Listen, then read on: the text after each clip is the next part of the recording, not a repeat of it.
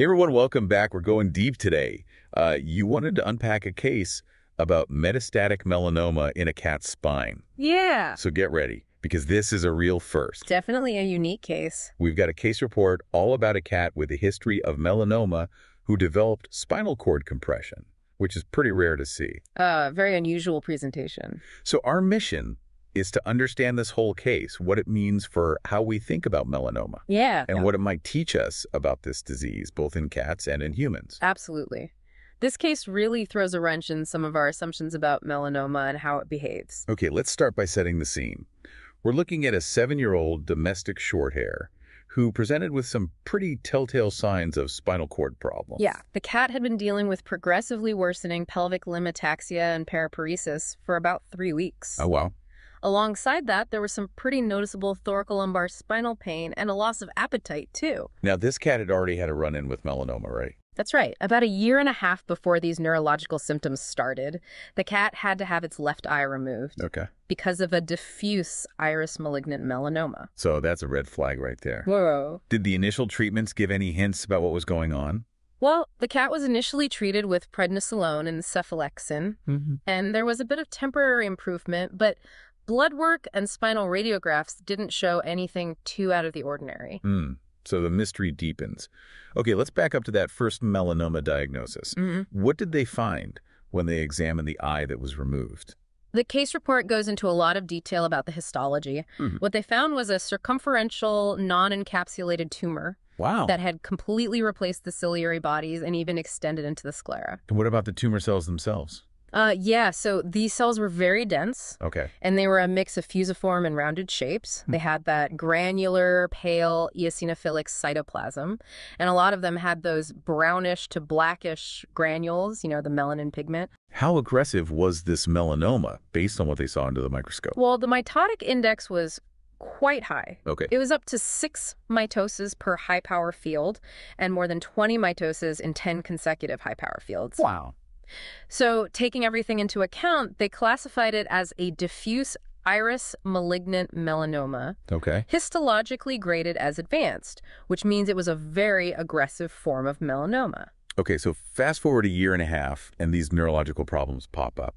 The neurological exam showed mild pelvic limb ataxia, ambulatory paraparesis, decreased pelvic limb postural responses, but normal reflexes. Right. And, importantly, severe thoracolumbar spinal hyperpathia. Exactly. That severe pain response in the thoracolumbar region was a big clue. Yeah. Based on all this, they figured the problem was somewhere in the T3-L3 spinal cord segments, but they still had to pinpoint the exact cause of these symptoms. So they needed better imaging. Time for an MRI. Exactly. They did an MRI of the thoracolumbar spine, and you can see the results in Figure 1 of the report. There's a well-defined mass in the dorsal vertebral canal at the L3-L4 level. It's described as T2W heterogeneously hypointense and T1W hyperintense, and it didn't show any contrast enhancement. Hold on a second. Those terms might sound like gibberish to anyone who doesn't look at MRIs all day. Could you explain what those findings actually mean? Sure. T1 and T2 weighted images are basically different ways to visualize the tissues based on how water molecules in those tissues behave in a magnetic field. Okay. Hypointense on T2W images means that the mass appeared darker than the surrounding tissue. Hyperintense on T1W images means it appeared brighter.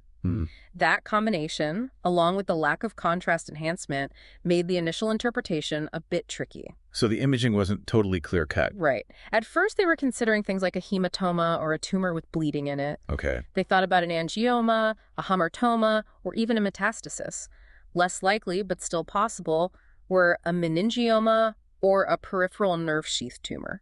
So there were a lot of possibilities, Yeah. and the location of this mass probably added to the confusion, right? Oh, absolutely. The mass was pretty big. It was taking up about 60% of the vertebral canal at that level. Wow. And it was pressing on the spinal cord and even extending into the left L3-L4 foramen. So it was taking up a lot of space, which explains the neurological symptoms. Okay, so they had this image of the mass putting pressure on the spinal cord. What did they do next? They did a lumbar cerebrospinal fluid tap, or a CSF tap. It's where they take a sample of the fluid that bathes the brain and spinal cord, and it can tell us a lot. And what did that CSF analysis show? It showed a slight elevation in the total nucleated cell count. Basically, more cells than usual. Okay. Most of those cells were lymphocytes, and there was also a slightly higher protein concentration. And this is crucial, they didn't find any tumor cells in the CSF. So still no clear diagnosis. I'm guessing that's when they decided to go in surgically. Yes, they did an exploratory surgery, a left hemilumenectomy at L3, L4. What they did was remove part of the lamina, which is the bony arch of the vertebra, to get to and remove the lesion. Figure 2 shows what they found. What did they see when they opened everything up? They found this brown, crumbly mass pressing on the spinal cord. Okay. And it was growing into the nearby laminae and pedicles of L3, L4, meaning it was invading the surrounding bone. Wow. They very carefully removed as much of the mass as they could, and luckily the spinal cord looked normal once they took the pressure off. That's a good sign. What happened after the surgery? The cat got the standard post-op care, pain meds, antibiotics, and physiotherapy. And the recovery was actually pretty encouraging. The cat was walking just 4 days after surgery. Wow, that's amazing. But there was still some residual back pain. They sent a sample of the mass for histopathology and bacteriology to figure out what exactly it was. So this is the moment of truth. What did the histopathology show? This is where it gets interesting. Under the microscope, they saw a ton of malignant tumor cells with no healthy tissue in sight. Okay. These cells were arranged in lobules and bundles, and they looked really abnormal, what we call cytonuclear atypia. They had a lot of eosinophilic cytoplasm, and some of them even had melanin pigment. So it was melanoma. They found a mitotic index of 2 per field at 40x magnification, which means it was growing aggressively.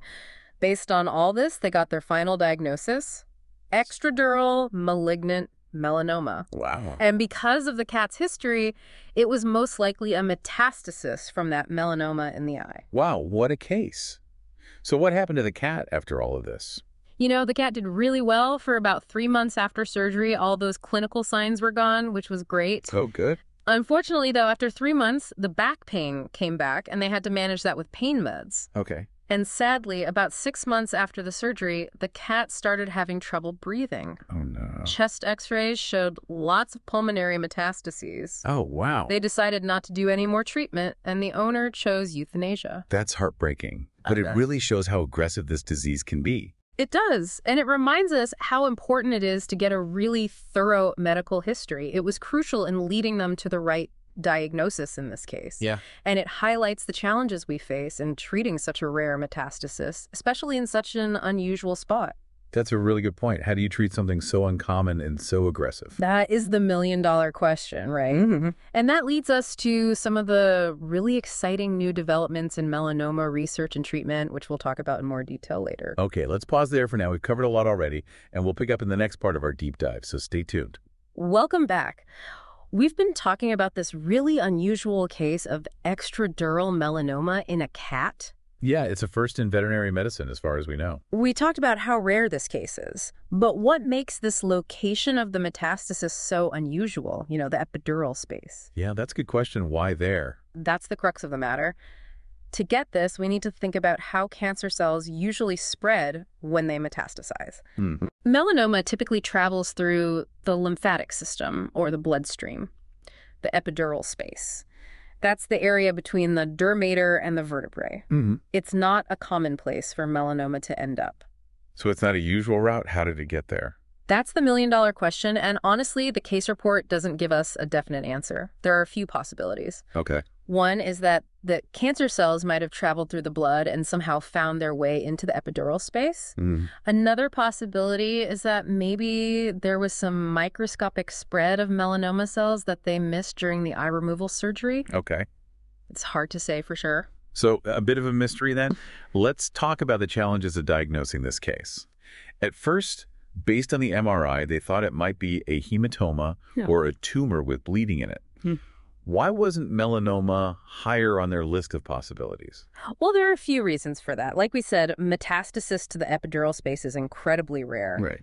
Also, the MRI findings weren't what you typically see with melanoma. Melanoma usually shows up bright on both T1 and T2 weighted images because of the melanin. But in this case, the mass was kind of mixed darker in some areas on T2W images. So the imaging wasn't giving them a straight answer. Exactly. And to make things even more complicated, the CSF analysis didn't show any tumor cells, which can sometimes be a good sign of malignancy. Okay. So it was really the histopathology of the mass that gave them a definite diagnosis. It sounds like looking at the cells under the microscope was the only way to know for sure. Yeah, the presence of those classic melanoma cells, the high mitotic index, and the fact that they didn't see any other type of tumor all pointed to metastatic melanoma. Okay. It's a good reminder that sometimes we have to go beyond the initial tests and actually look at the cells to figure out what's really going on. That makes sense. Now let's talk about treatment. What are the options for spinal melanoma, especially when it's spread to the epidural space? Well, treatment for spinal melanoma, especially when it's metastasized, can be tricky. Often the main goal is to manage pain and try to maintain as much neurological function as possible. So it's more about palliative care than trying to cure the melanoma at that point. Often, yes. So what does that look like? Are we talking surgery, radiation, chemo? Usually surgery is the first thing they try, especially when the tumor is pressing on the spinal cord. Okay. The goal is to relieve that pressure by taking out as much of the tumor as they can, which should improve neurological function and help with pain. What about radiation therapy? When would they use that? Radiation therapy can be used to target any tumor cells that are left after surgery, or as the main treatment if surgery isn't an option. Okay. It can slow down or even shrink the tumor. And chemotherapy, is that commonly used for spinal melanoma? Not as much, because it's often not as effective as surgery or radiation for this type of melanoma. Okay. It might be something they consider if the tumor has spread a lot or if other treatments haven't worked. In this case, they did a hemolaminectomy to take the pressure off the spinal cord. Knowing what happened to the cat, was that the right choice? That's a tough one. It's hard to say for sure if the surgery actually prolonged the cat's life. It definitely did seem to improve its neurological function and quality of life for a few months. Okay. But ultimately, the cat passed away from the lung metastases, not the spinal tumor itself. So the spinal surgery did what it was supposed to do, at least for a while. Right. It gave the cat some more time and probably made those last few months more comfortable. What about the prognosis in general for a cat with metastatic melanoma, especially one that's spread to the spine? What can owners expect? Unfortunately, the outlook for cats with metastatic melanoma is usually not good. Okay. The location of the metastasis and how far it's spread are big factors in determining the prognosis. Melanoma is a tough one. It's very aggressive, and once it's spread, it's really hard to control. So knowing that this cat's melanoma had spread to its lungs, the prognosis was probably pretty guarded from the beginning. Yes, unfortunately. Even though they were able to address the spinal cord compression with surgery, those lung metastases meant that the disease was more widespread, and that really impacts long-term survival. This case is a real reminder of the challenges of treating metastatic melanoma. It is, and it also shows how important early detection and treatment are. The sooner you can diagnose and treat melanoma, the better the chances are for keeping it under control. So regular vet checkups and watching for any unusual lumps or bumps are really important for catching melanoma early. Exactly. Now, the report also mentions some promising new developments in melanoma treatment. Did you want to talk about those? Yeah, let's dive into that. The report talked about immunotherapy and targeted therapies. Can you explain those a bit more and how they're being used to treat melanoma? Sure. Immunotherapy is basically using the body's own immune system to fight the cancer. It's about helping the immune system recognize and attack the cancer cells. There are a bunch of different types of immunotherapy, like checkpoint inhibitors, which block proteins that stop the immune system from attacking cancer cells, and adoptive cell therapy, which is where they take a patient's own immune cells and engineer them to target the cancer. Wow. And what about targeted therapies? How do those work? Targeted therapies are drugs that are designed to go after very specific molecules involved in the growth and spread of cancer cells. Okay. So for melanoma, some of these drugs target specific genetic mutations, like the BRAF V600E mutation. That one is found in a lot of human melanomas. So these targeted therapies are kind of like smart bombs that zero in on and destroy cancer cells while leaving healthy cells alone. Yeah, that's a good way to put it. And that's what makes them so promising. They could be a lot more effective than chemo, which often kills both cancer cells and healthy cells and causes a lot of side effects. The report mentioned that they're still figuring out how to best use these therapies for metastatic spinal melanoma. What are some of the challenges and potential benefits of using these newer therapies for this type of melanoma?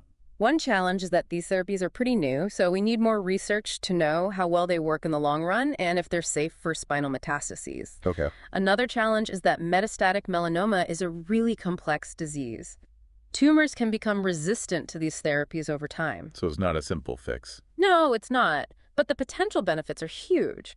If these therapies turn out to be effective, they could make a huge difference in the prognosis for patients with metastatic spinal melanoma. That's great to hear that research is ongoing. It is. The more we learn about melanoma at the molecular level, the closer we'll get to developing really effective treatments for this disease. This has been a fascinating look into vet neurology and oncology. It has. We talked about the diagnostic challenges, the treatment options, and the latest research on melanoma. Yeah, and we've seen how one case can teach us so much about a complex disease and push us to do more research to help both animals and people. This deep dive has been incredibly insightful. Absolutely. It really shows how important it is for veterinary and human medicine to work together to understand and fight diseases like melanoma. Yeah, we're all in this together. Exactly. By sharing what we know and working as a team, we can make real progress in the fight against cancer. And we're back for the last part of our deep dive into this unusual case of spinal melanoma in a cat. We've talked a lot about this case already. Yeah. But there's still some things to think about. Absolutely. And some important takeaways for everyone listening. Definitely. One thing that really jumped out at me was how long it took for the metastasis to show up after they first diagnosed the melanoma. Yeah. It was a year and a half after they took out the eye that the cat started having those neurological problems. That's a really important point. It shows how important long-term monitoring is for cats who have been diagnosed with melanoma. Right. Even if they successfully remove the initial tumor and there's no sign of metastasis right away, there's always that risk that those cancer cells could spread. Exactly. This case really emphasizes that we need to be vigilant even years after they've finished treating the melanoma. Regular checkups are really important for catching any recurrence or metastasis early, even when the cat seems totally healthy. It makes you wonder if they could have done anything differently in this case to find the metastasis sooner. That's a tough one. It's possible that if they had done follow-up imaging more often, like chest x-rays or abdominal ultrasounds, they might have spotted those lung metastases earlier. Okay. But it's also possible that the metastases were so small that you wouldn't have seen them on imaging until they grew bigger. So it's a balancing act between being thorough with monitoring and not doing too many tests that could stress out both the cat and the owner. Absolutely. It's a fine line. But this case definitely shows how important it is to talk openly with owners about the risk of metastasis and the benefits of regular monitoring. Okay, let's switch gears a bit and talk about the histopathology of this case. The report goes into a lot of detail about what they saw under the microscope, both in the primary tumor in the eye and in the metastasis in the spine. And there were some interesting differences between the two. Yeah, what were they? The primary tumor had a really high mitotic index, and there was a lot of melanin pigment. Okay. But the metastasis in the spine had a lower mitotic index and less melanin. What does that difference tell us? It suggests that the tumor cells in the metastasis might have changed a bit as they spread. Interesting.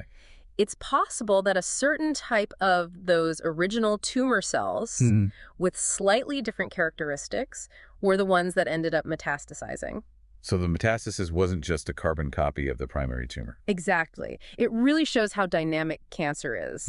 Cancer cells are always evolving. Yeah. And as they spread, they can get new mutations and change how their genes are expressed. It reminds us that cancer is incredibly complex. Absolutely. And it shows why we need to keep doing research to understand these changes at the molecular level. The more we know, the better we can develop treatments. This case also shows the importance of collaboration between different veterinary specialties. Yeah. We saw neurologists, surgeons, pathologists, and oncologists all working together to help this cat. Teamwork is so important in complicated cases like this. Absolutely. Each specialty brings its own expertise to the table, and by working together, we can make sure our patients get the best possible care. It also shows why it's important for vets to keep learning. Absolutely. Staying current on the latest research and advancements in melanoma treatment is crucial. Couldn't agree more. VetMed is constantly changing, and it's our job to stay informed so we can give our patients the best chance. Okay, as we wrap up this deep dive, what are the key takeaways you want our listeners to remember? I think the biggest one is that melanoma is a tough disease. Even after you remove the first tumor, there's still a chance it could come back. Long-term monitoring is crucial for any cat with melanoma. Early detection is key, for sure. It really is. Also, this case shows us that melanoma can show up in some pretty unexpected ways. Yeah. It reminds us to always be open-minded when we see patients with neurological signs, even if there's no clear history of melanoma. Don't rule out the unexpected. Exactly. And lastly, even though the prognosis for metastatic melanoma is still not great, there's hope. The development of targeted therapies and immunotherapy gives us some promising new options for treatment. It's encouraging to see that research is moving forward. It really is. By working together and sharing what we know, we can keep pushing the boundaries of melanoma treatment and make a difference for both animals and people. This has been a fascinating look into feline melanoma. It has. I hope our listeners learned a lot and found it interesting. Me too. I've really enjoyed talking about this case with you. And to all our listeners, thanks for joining us on this deep dive. Until next time, stay curious and keep those minds engaged. From Vet Neurojar, keep those minds inspired, hearts light, and tails wagging.